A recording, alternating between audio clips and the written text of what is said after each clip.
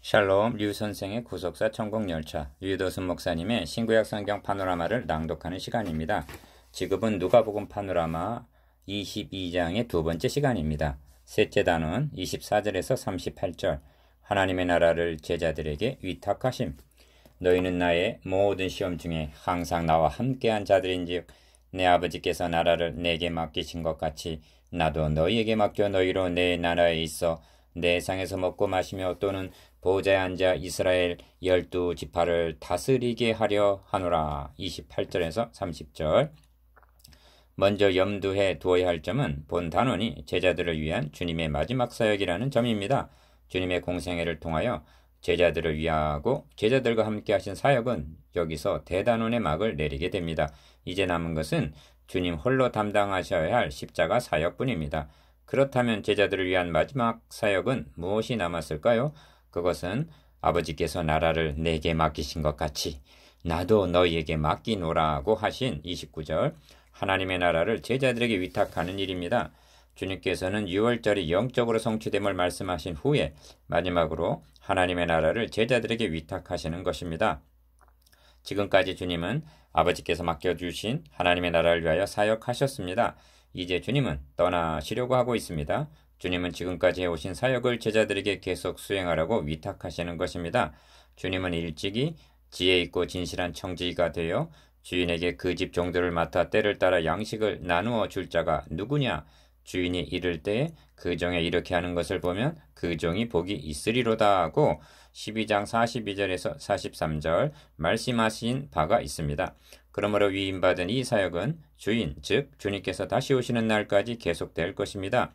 그러므로 오늘의 형제에게도 여러분에게도 해당되는 말씀인 것입니다. 그래서 주님은 볼지어다 내가 세상 끝날까지 너희와 항상 함께 있으리라 하고 말씀하셨던 것입니다. 마태복음 28장 20절 하나님의 나라를 위탁하신 데는 양면성이 있습니다. 먼저는 너희는 나의 모든 시험 중에 항상 나와 함께한 자들인즉 28절 이라고 하신 고난입니다. 주님은 지금까지 아버지께서 맡겨주신 나라를 위하여 모든 시험과 고난을 받으셨습니다. 이제 주님은 고난의 절정인 십자가를 앞에 놓고 계십니다. 그러한 고난은 하나님의 나라를 위임받는 제자들에게도 있는 것입니다. 그래서 누구든지 자기 십자가를 지고 나를 좇지 않는 자는 능히 나의 제자가 되지 못하리라 하고 말씀하셨던 것입니다. 누가복음 14장 27절 그러하건만 제자들은 십자가 앞에서 그중 누가 크냐 하고 24절 다투고 있습니다. 이는 세상 나라에서나 있는 일이 아닌지요. 주님께서는 너희는 그렇지 않을지니 하시면서 하나님의 나라는 세상 나라와는 달리 섬기는 자가 되어야 할 것을 말씀하십니다. 나는 섬기는 자로 너희 중에 있느니라고 하십니다. 27절 그러므로 하나님의 나라를 위탁하시는 것에는 주님께서 받으신 고난도 함께 위탁하신다는 의미가 있습니다. 나라를 위임받은 자가 받게 될 양면성. 또 다른 한면은 너희로 내 나라에 있어 내 상에서 먹고 마시며 또는 보좌에 앉아 이스라엘 12지파를 다스리게 하려 하노라는 것입니다. 이는 하나님의 나라를 위하여 고난에 동참하는 자들이 참여하게 될 영광을 의미합니다. 구약 성경에는 이에 대한 좋은 이해가 있습니다. 다윗은 왕에 오른 후에 사울의 집에 오히려 남은 사람이 있느냐 내가 요나단을 인하여 그 사람에게 은총을 베풀리라 하고 찾습니다. 사무엘하 9장 1절 다윗은 요나단이 자신의 고난에 동참했던 일과 그와 맺은 언약을 기억하고 있었던 것입니다. 그리하여 요나단의 아들 무비보셋에게 너는 항상 내 상에서 먹을지니라고 말합니다. 사무엘하 9장 7절 이 말이 4번이나 강조되었습니다. 그리하여 무비보셋은 항상 왕자 중 하나처럼 왕의 상에서 먹으니라고 말씀합니다. 사무엘하 9장 11절 이것입니다. 만일 요나단이 붙인 사울처럼 다윗을 받게 했다면 이는 상상할 수도 없는 일이었던 것입니다. 고난과 영광 이것이 주님께서 하나님의 나라를 제자들에게 위임하실 때 함께 맡겨주신 양면성입니다. 고난에 참여함이 없는 영광은 없습니다. 성경은 말씀합니다. 우리가 그와 함께 영광을 받기 위하여 고난도 함께 받아야 될 것이니라. 로마서 8장 17절 또 말씀하기를 미쁘다 이 말이요 우리가 주와 함께 죽었으면 또한 함께 살 것이요 참으면 또한 함께 왕 노릇할 것이요 우리가 주를 부인하면 주도 우리를 부인하실 것이라. 디모데후서 2장 11절에서 12절. 여기 주의를 환기해야 할 말씀이 있습니다. 사단이 밀 까부르듯 하려고 너희를 청구하였다는 31절 말씀이 그것입니다. 이는 유독 베드로에게만 해당되는 말씀은 아닙니다. 하나님의 나라를 위임받은 제자들을 사탄은 그냥 놓아 두지를 않는 것입니다. 그러나 내가 너를 위하여 너의 믿음이 떨어지지 않기를 기도하였노니라고 하십니다. 베드로가 돌이킬 수 있었던 것도 자신의 힘만으로 된 것은 아니었습니다. 저가 말하되 주여 내가 주와 함께 오게도 죽는데도 가기를 준비하였나이다 라고 33절 장담했지만 소용없는 일이었습니다. 보십시오. 하나님의 나라라고 하는 엄청난 사명을 위임받은 제자들은 어떤 모습으로 등장하고 있는지요? 1. 또 저희 사이에 그중 누가 크냐 하는 다툼이 난지라 24절.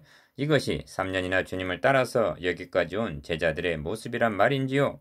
2. 어찌하여 자느냐 46절. 이것이 땀방울이 피방울같이 되도록 주님이 기도하시는 중에 자고 있는 나약한 제자들의 모습입니다. 3.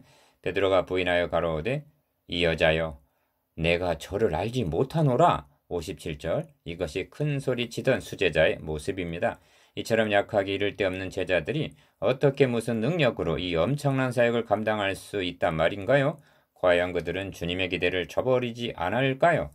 누가복음 속편이라고 할 수 있는 사도행전에서 훌륭하게 당당히 감당하고 있는 그들의 모습을 만나게 됩니다. 그렇다면 그토록 나약했던 그들이 이처럼 변신할 수 있었던 원동력은 무엇이었을까요? 주님은 말씀하십니다. 또 이르시되 이같이 그리스도가 고난을 받고 제3일에 죽은 자 가운데서 살아날 것과 또 그의 이름으로 죄사함을 얻게 하는 회개가 예루살렘으로부터 시작하여 모든 족속에게 전파될 것이 기록되었으니 너희는 이 모든 일의 증인이라. 볼지어다 내가 내 아버지 약속하신 것을 너희에게 보내리니 너희는 위로부터 능력을 입히올 때까지 이 성에 유하라. 24장 46절에서 49절. 주님께서도 제자들의 힘으로는 불가능함을 익히 알고 계십니다. 그러므로 유하라, 달리 말하면 기다리라고 말씀하셨던 것입니다. 그들은 기다렸고 말씀하신 대로 약속하신 성령께서 임하셔서 능력으로 입혀주시는 것을 사도행전에서 대하게 됩니다. 이것입니다. 하나님의 나라를 위탁하여 주셨다고 해서 구속사역은 인간의 힘으로 하는 것이 아니라는 점입니다. 세상에서 미련하고 약하고 천하고 멸시받고 없는 것들을 택하셔서 하나님의 나라를 위탁하고 이 사역을 감당케 하기 위하여 하나님께서 성령을 그들에게 보내셔 능력으로 입혀주셨기 때문에 가능한 것입니다. 베드로, 요한, 바울 등은 선한 싸움을 싸우고 달려갈 길을 마치고 안식하는 교회에 속해 있습니다. 그들을 불러다가 사역하게 할 수는 없습니다. 이제 구속사의 무대에는 내 모습 이대로 여러분이 세움받은 것입니다. 주님은 기록된 말씀을 통하여 지금도 여러분에게 말씀하고 계십니다. 내 아버지께서 나라를 내게 맡기신 것 같이 나도 너희에게 맡기노라. 넷째 단은 39절에서 71절. 아버지의 원대로 되기를 원하나이다. 아버지여, 만일 아버지의 뜻이거든 이 잔을 내게서 옮기시옵소서. 그러나 내 원대로 마옵시고 아버지의 원대로 되기를 원하나이다. 42절. 제자들에게 하신 마지막 말씀은 이것입니다. 기록된 바 저는 불법자의 동리로 여김을 받았다 한 말이 내게 이루어져야 하리니 내게 관한 일이 이루어 감이니라. 37절. 이 말씀을 하시고 주님은 감람산으로 향하셨습니다. 그리고 무릎을 꿇고 기도하십니다. 예수께서 힘쓰고 해서 더욱 간절히 기도하시니 땀이 땅에 떨어지는 핏방울같이 되더라. 44절. 그렇다면 주님은 무엇을 위해 기도하셨는가요? 겟세마네 동산의 기도의 핵심은 아버지의 뜻이거든 이라고 하신 42절 아버지의 뜻이 있습니다. 하나님의 뜻대로가 환원하면 아버지의 원대로입니다.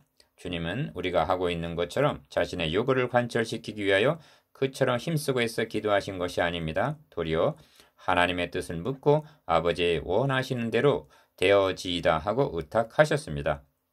하나님의 뜻, 이는 겟세마네 기도에 있어서만 중심 주제는 아닙니다. 주님의 전 생애와 사역에 있어서 언제나 중심에 있었습니다. 주님은 말씀하십니다. 나의 양식은 나를 보내신 이의 뜻을 행하며 그의 일을 온전히 이루는 이것이니라. 요한복음 4장 34절 또 말씀하십니다. 내가 하늘로서 내려온 것은 내 뜻을 행하려 함이 아니요 나를 보내신 이의 뜻을 행하려 함이니라. 요한복음 6장 38절에서 39절. 심지어 이렇게까지 말씀하십니다. 내가 아무것도 스스로 할 수 없노라. 듣는 대로 심판하노니 나는 나의 원대로 하려 하지 않고 나를 보내신 이의 원대로 하려는 고로 내 심판은 의로우니라. 요한복음 5장 30절. 여기에 새로운 깨달음이 있습니다. 겟세마네 동산의 기도는 한마디로 하나님께 맡기는 기도였습니다. 아주 쉬운 기도처럼 여길 수가 있습니다. 아닙니다. 주님의 얼굴에는 땀이 땅에 떨어지는 핏방울같이 되더라고 합니다.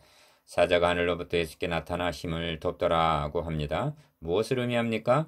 인간적인 고뇌와 육신적인 소원을 모두 접고 하나님만을 신뢰하고 전적으로 의탁한다는 것이 얼마나 어려운 기도인가를 보여주고 있습니다. 이는 나 자신이 죽을 때만 가능한 기도입니다. 그러므로 이러한 기도는 최종적인 기도인 것입니다. 여러분도 이런 기도를 드려보신 때가 있으십니까? 하나님의 주권을 세워 드려야 할 사명입니다. 하나님의 주권을 세워 드려야 할 사명. 이 점에서 생각해 봅니다.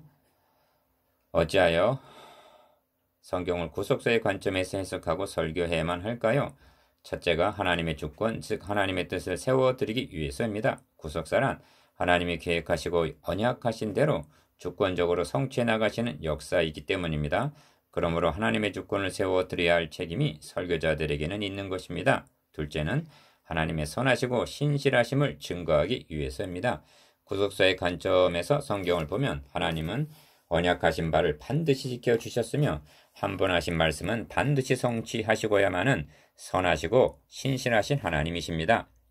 셋째는 지금까지 성취해오신 구속의 역사를 통하여 한 가지 남은 약속, 즉 우리를 영접하러 다시 오신다는 재림의 약속도 반드시 지켜주신다는 확신을 성도들에게 심어주기 위해서입니다. 넷째는 성도 개개인이 창세기에서 시작하여 요한계시록에서 완성되는 구속사의 동일선상에 서 있음을 자각하게 해주기 위해서입니다. 이는 자신의 위치와 사명이 무엇인가를 일깨워주는 중요한 각성인 것입니다. 다섯째는 이를 깨닫고 하나님을 더욱 사랑하며 경외하기를 배우게 하기 위해서인 것입니다. 하나님의 주권과 선하심과 신실하심을 깨달았다면 감사하고 찬양하며 자랑하지 않을 전파하지 않을 수가 없을 것입니다. 이처럼 구속사역은 모든 일을 그 마음의 원대로 역사하시는 자의 뜻을 따라 에베소서 1장 11절 성취되어 나아가는 하나님의 주권적인 사역임을 인식해야만 합니다. 주님께서 고난받으심은 힘이 모자라서 당하시는 그런 것이 절대로 아닙니다. 주님은 이를 내게서 빼앗는 자가 있는 것이 아니라 내가 스스로 버리노라. 나는 버릴 권세도 있고 다시 얻을 권세도 있으니 라고 하십니다. 요한복음 10장 18절. 성경은 그가 하나님의 정하신 뜻과 미리 하신 대로 내어준 바 되었다고 말씀합니다. 사도행전 2장 23절. 1. 가룟 유다의 배신도 나의 신뢰하는 바 내 떡을 먹던 나의 가까운 친구도 나를 대적하여 발꿈치를 들었나이다 라는 말씀의 성취입니다. 시편 41편 9절. 2. 은 30에 팔리심도 그들이 곧 은 30을 달아서 내 고가를 삼은지라는 말씀의 성취입니다. 스가랴 11장 12절. 3. 제자들이 주님을 버림도 내가 목자를 치리니 양의 떼가 흩어지리라는 스가랴 13장 7절, 마태복음 26장 31절의 말씀의 성취였습니다. 이와 같이 기록된 말씀의 성취를 보아서 예수가 그리스도이심이 입증이 된 것입니다. 그러므로 주님은 나의 원대로 마옵시고 아버지의 원대로 되기를 원하나이다 하고 전적으로 의탁하셨던 것입니다. 이제는 너희 때요 어두움의 권세로다. 예수께서 그 잡으러 온 제사장들과 성전의 군관들과 장로들에게 이르되 너희가 강도를 잡는 것 같이 검과 몽치를 가지고 나왔느냐? 내가 날마다 너희와 함께 성전에 있을 때 내게 손을 대지 아니하였도다. 그러나 이제는 너희 때의 어둠의 권세로다 하시더라. 52절에서 53절. 이 말씀 중에서 너희 때의 어둠의 권세라는 말을 음미해 보아야만 합니다. 이는 우리 주님께서 한때나마 어둠의 권세의 하에 놓이신 때가 있으셨다는 말이 되기 때문입니다. 이 점에 관하여 사도 바울은 이는 그리스도께서 죽은 자 가운데서 사셨음에 다시 죽지 아니하시고 사망이 다시 그를 주장하지 못할 줄을 알미노라고 말씀합니다. 로마서 6장 9절. 다시 그를 주장하지 못할 줄이라는 묘사는 한때나마 사망이 주님을 주장한 때가 있었음을 의미합니다. 그렇습니다. 주님을 십자가에 못 박아 죽이고 장사하고 무덤을 임봉하던 때가 사망이 주님을 주장하던 때였습니다. 이것이 이제는 너희 때요 어두움의 권세로다 라고 하신 의미입니다. 그렇다면 주님께서 어찌하여 사망의 권세하에 들어가셔야만 했을까요? 하나님의 백성들이 사망에 매여 거기 붙들려 있었기 때문입니다. 그런 상태에 있는 우리들을 구출하기 위하여 주님은 사망하에 들어가셨던 것입니다. 성경은 이를 사망으로 말미암아 사망의 세력을 잡은 자 곧 마귀를 없애하시며 또 죽기를 무서함으로 일생에 매여 종 노릇하는 모든 자들을 도와주려 하심이니 히브리서 2장 14절에서 15절이라고 설명해 줍니다. 1. 주님은 사망으로 사망의 세력을 잡은 자 곧 마귀를 멸하기 위하여 사망하에 들어가셨습니다. 2. 마귀를 멸하기 위하여 사망하에 들어가심은 사망에 매여 종노릇하는 자들을 해방시켜 주시기 위해서였습니다. 3. 그때 주님을 죽이기만 하면 승리할 줄 알았던 마귀는 도리어 머리를 상하게 되었던 것입니다. 시편에는 이 장면을 바라보고 읊은 시가 있습니다. 사람이 흑암과 사망의 그늘에 앉으며 곤고와 쇠사슬에 매임은 하나님의 말씀을 거역하며 지존자의 뜻을 멸시함이라. 그러므로 수고로 저희 마음을 낮추셨으니 저희가 엎드려져도 돕는 자가 없도다. 이에 저희가 그 근심 중에 여호와께 부르짖음에 그 고통에서 구원하시되 흑암과 사망의 그늘에서 인도하여 내시고 그 얼근 줄을 끊으셨도다. 여호와의 인자하심과 인생에게 행하신 기이한 일을 인하여 그를 찬송할지로다. 저가 논문을 깨뜨리시며 쇠빗장을 꺾으셨음이로다. 시편 107편 10절에서 16절. 구원 얻기 전에 우리들의 처참한 상태를 보십시오. 그러한 우리들을 흑암과 사망의 그늘에서 인도하여 내시고 그 얼근 줄을 끊으셨도다. 14절. 저가 논문을 깨뜨리시며 쇠빗장을 꺾으셨음이로다 라고 합니다. 16절. 이를 위하여 주님은 한때나마 어둠의 권세하에 들어가셨던 것입니다. 우리를 위하여 주님은 그 고난과 수모를 당하시되 마다하지 않으셨습니다. 이것이 너희 때의 어둠의 권세로다 라는 말씀 속에 함의된 의미입니다. 잡히신 주님은 먼저 공의 앞에서 신문을 당하셨습니다. 너가 그리스도이든 우리에게 말하라 고 합니다. 67절. 주님은 내가 말할지라도 너희가 믿지 아니할 것이요 내가 물어도 너희가 대답지 아니할 것이니라고 하십니다. 저들과 토론한다는 것은 무의미함을 아셨습니다. 그러므로 주님은 질문에 대답하시는 대신에 선포하십니다.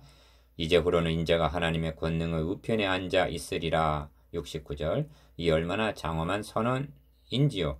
인류 역사상 이렇게 말한 사람이 달리 있었단 말인가요? 그러면 너가 하나님의 아들이냐?